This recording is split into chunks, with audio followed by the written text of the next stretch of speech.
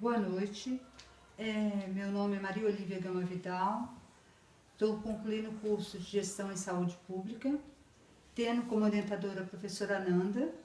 O tema do meu artigo é Relação Sociocultural do Processo de Saúde e Doença da População Indígena Brasileira, valores históricos e políticas que influenciaram diretamente nesses fatores.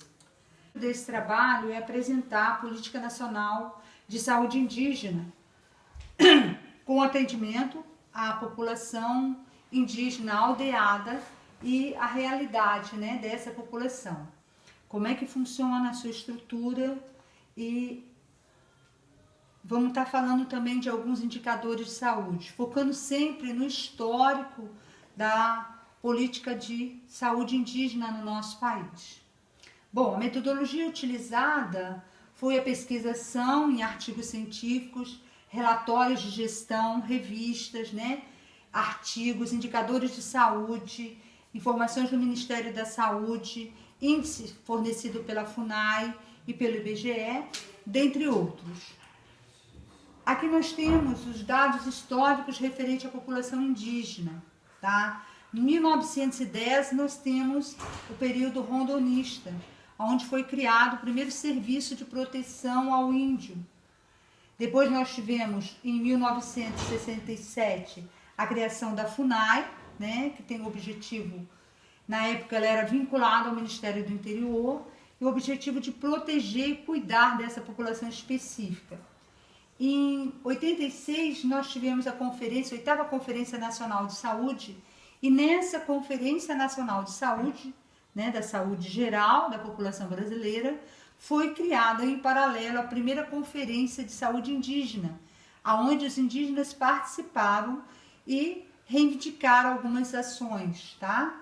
Depois nós tivemos a criação da Comissão Interministerial de Saúde Indígena pelo Conselho Nacional de Saúde, tivemos a segunda conferência em 93, e em 99 nós tivemos a criação do Subsistema de Saúde Indígena, que foi quando a FUNASA assume a saúde indígena. Então, a saúde indígena passa das mãos da FUNAI para a FUNASA. Isso em 1999, com essa criação.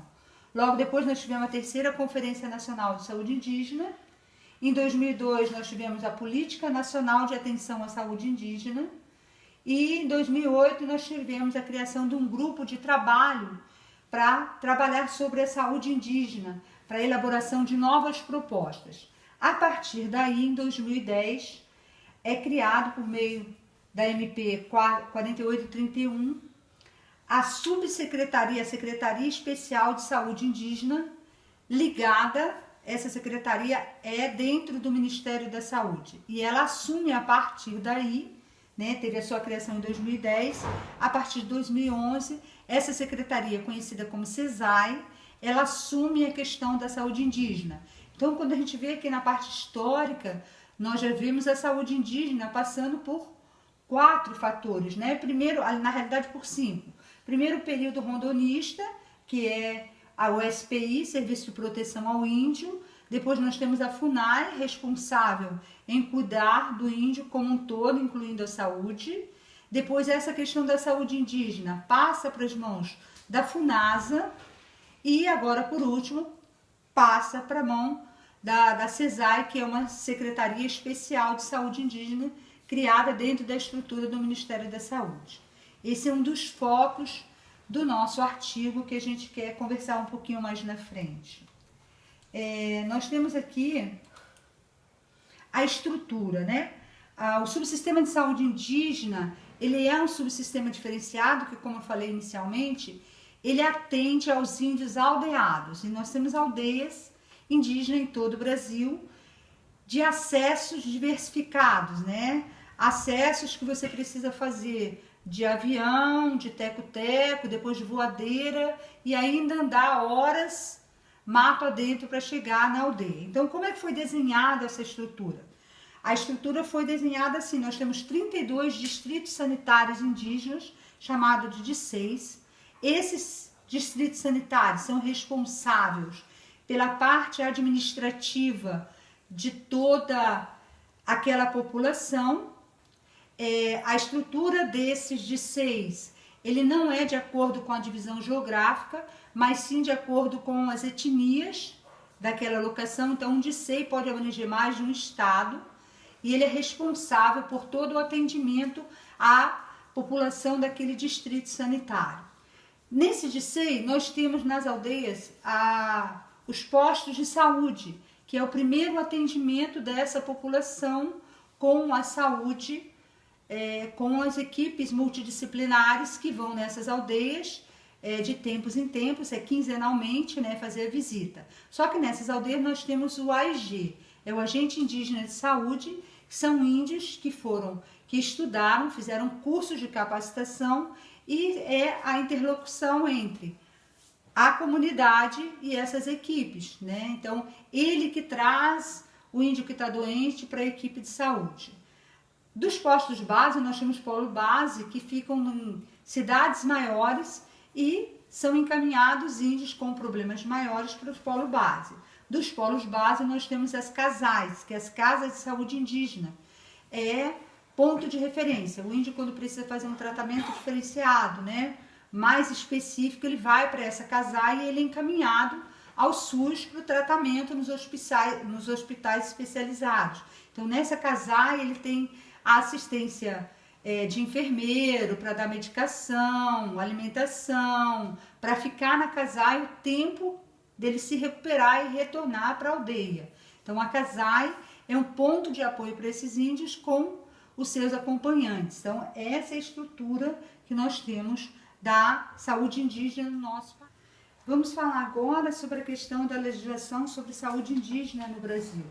Nós temos, a base foi a Convenção 69 da OIT, da Organização Internacional do Trabalho, que ela fala que a população, os povos indígenas, independente dos estados, eles têm direito a ser reconhecidos, né, nos seus costumes, no seu trabalho, nas suas tradições. E o Brasil só vai reconhecer isso através do Decreto Legislativo 5.051, de 19 de junho de 2004, ou seja, após 4 anos que o Brasil reconhece, entre outros direitos, o direito dos povos indígenas, né, à terra, aos recursos naturais, à não discriminação e viverem e desenvolverem de forma diferenciada de acordo com seus costumes. Nós vamos ter também a Constituição Federal logo após, nos artigos 232 e 231, que ele fala justamente dessa necessidade dos povos serem respeitados nos seus costumes, nas suas tradições, nas suas crenças, tá? Depois disso, nós vamos ter a criação da Política Nacional de Atenção à Saúde Indígena em 2002, que ela é criada como parte da Política Nacional de Saúde, tá? Depois nós temos a Lei Aroca, que cria o subsistema de atenção à saúde indígena, onde vão ser trabalhado a saúde indígena originária na aldeia, né? Nos postos de saúde. Nós temos aqui esse autor, o Landon, que ele diz que, e é a base desse autor é justamente isso, que essa população tem que ser levada em conta a sua diferenciação, as suas especificidades culturais, epidemiológicas, né? E como é que eles sobrevivem, como é que eles vivem. E o subsistema de saúde indígena, ele tem o PNASP, ele tem como base justamente o respeito a isso, o respeito à concepção, aos valores e às práticas relativas ao processo de aprendizagem da saúde indígena, né? Cada sociedade indígena, ela tem uma cultura, uma forma de se relacionar com a questão de saúde e as especificidades nesse sentido. Com base nisso, nós vamos verificar por que nós estamos falando de saúde indígena, do tratamento das equipes de saúde multidisciplinares a esse povo diferenciado. Logicamente que precisa ficar registrado aqui e aqui. Essa população, depois do contato com o branco, ele adquiriu uma série de doenças e aí ele precisou ser tratado de forma diferenciada, né? Ele precisou ter acesso ao tratamento do branco. A convivência com o branco trouxe para a população indígena muitas desvantagens. A questão de saúde é uma delas, né? Nós temos hoje, dentro da saúde indígena, um grande problema a questão de obesidade, a questão de alcoolismo, isso tudo em contato com o branco. Então, assim, nós prejudicamos muito o meio de viver, o meio de se alimentar, a forma de se alimentar dessa população. E, por isso, a necessidade de se criar uma política específica para atender essa população. Mas lembrando que nós precisamos respeitar a medicina tradicional indígena. E é isso que é o grande ponte, né? Assim, o grande problema é termos pessoas capacitadas dentro da área de saúde que atendam essa população de forma diferenciada e respeitem os seus costumes e tradições. Então, durante uma determinada fase, enquanto a questão da saúde indígena estava na FUNASA, nós tínhamos naquela época o Hospital Amigo do Índio. E esse hospital, quando o índio precisava ser hospitalizado, ele tinha um acompanhamento do pajé. O pajé, junto com o médico, fazia todo o tratamento de saúde desse índio, né? Nós precisamos aprender a respeitar as suas tradições, a sua cultura, para que se restabeleça a totalidade da sua saúde, que para o índio a saúde não é só uma questão física, é uma questão espiritual. Então tem todo um tratamento diferenciado de que nós brancos utilizamos. Então esse é o grande ponto. Com base nisso, nós pesquisamos alguns indicadores dentro dos relatórios do Subsistema de Saúde Indígena do Ministério da Saúde e pegamos 2 indicadores que são expressivos. Como a saúde indígena passou por diversos gestores, esses indicadores em determinados momentos modificaram a forma de ser captado. Então nós pegamos indicadores e dentro do período que está na CESAI, que é a Secretaria Especial de Saúde Indígena do Ministério da Saúde. Então nós pegamos aqui um indicador de acompanhamento alimentar e nutricional de crianças menores de 5 anos. Em 2013, né, quando já estava na CESAI, nós tivemos 55.364 crianças atendidas. Em 2017, nós tivemos 63.288 crianças. Se nós pensarmos em quantitativo, houve um aumento, mas houve um aumento pequeno em relação ao período de 4 anos. A mesma coisa com relação às gestantes, né? Porque aqui a gente foca na questão da desnutrição em crianças menores de 5 anos e gestantes. Então nós temos aqui as gestantes. Em 2013 nós tivemos 9.532 gestantes acompanhadas e em 2017 nós tivemos 12.055 crianças acompanhadas. Então o que a gente quer deixar registrado é justamente isso. Outro ponto que nós pegamos aqui como foco foi a questão da vacinação. Então a gente observa que criança menor de 5 anos, nós vamos ter uma evolução, mas uma evolução bem pequenina, não muito expressiva. A gente sabe que existem vários fatores, mas qual é o nosso ponto que a gente quer deixar aqui?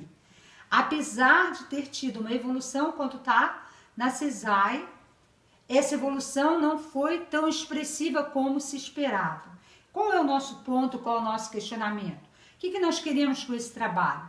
Com esse trabalho, com esse artigo, nós estamos querendo despertar nas pessoas, e principalmente nos nossos gestores, né, a nível federal, porque é responsabilidade do governo federal a saúde indígena, qual a vantagem dessas mudanças de gestores? Cada vez que muda de gestor, nós temos toda uma reestruturação da política pública, né, de saúde indígena. Isso faz com que muitas das vezes, em vez de evolução, nós tenhamos um retrocesso no todo o trabalho. Então, qual é a vantagem de se trocar de gestores constantemente? Por que essa política não pode ser única? Então fica aqui essa indagação, essa interrogação que a gente deixa na cabeça das pessoas para repensarem, né? como esse povo diferenciado precisa ser tratado.